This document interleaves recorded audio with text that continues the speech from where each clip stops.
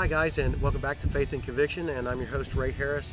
And last time we started on a topic that we're looking at by Friedrich Nietzsche, and I'm reading The Madman from the Portable Nietzsche, translated and edited by Walter Kaufman, and we're on pages 95 and 96. I'll edit out some of the words for time. Have you not heard of that madman who lit a lantern in the bright morning hours and ran to the marketplace and cried incessantly, "I seek God! I seek God!" As many of those who did not believe in God were standing around, he provoked much laughter. Why? Did he get lost? Did he lose his way like a child? Or is he hiding? Is he afraid of us? Has he gone away on a voyage? Thus they yelled and laughed, and the madman jumped into their midst and pierced them with his glances. "Whither is God? I shall tell you. We have killed him. You and I, all of us are his murderers. But how have we done this? How were we able to drink up the sea? Who gave us the sponge to wipe away the entire horizon? What did we do when we unchained this earth from its sun? Whither is it moving now? Whither are we moving now? Away from all suns? Are we not plunging continually?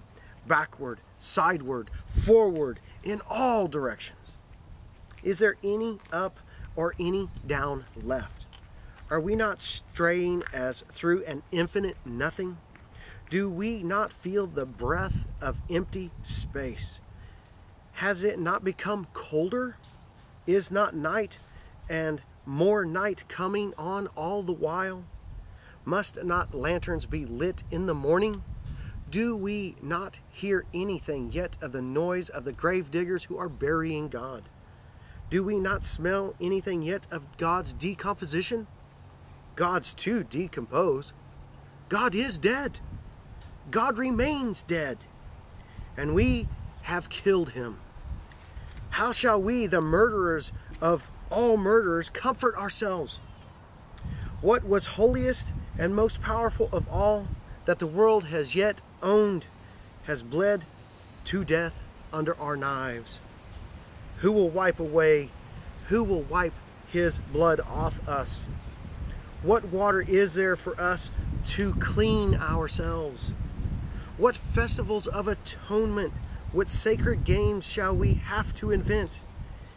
Is not the greatness of this deed too great for us? Must not we ourselves become gods simply to seem worthy of it? There has never been a greater deed, and whoever will be born after us, for the sake of this deed, he will be part of the higher history than all history hitherto. Here the madman fell silent and looked again at his listeners. And they too were silent and stared at him in astonishment. At last he threw down his lantern on the ground. It broke and it went out. I come too early. My time has not yet come. This tremendous event is still on its way, still wandering.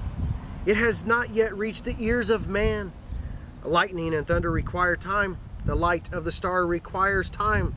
Deeds require time even after they are done, before they can be seen and heard. The deed is still more distant from them than the most distant stars, and yet they have done it themselves. It has been related further that on the same day the madman entered in divers churches, and there sang his Requiem aeternam Deo, led out and called to account. He is said to have replied each time,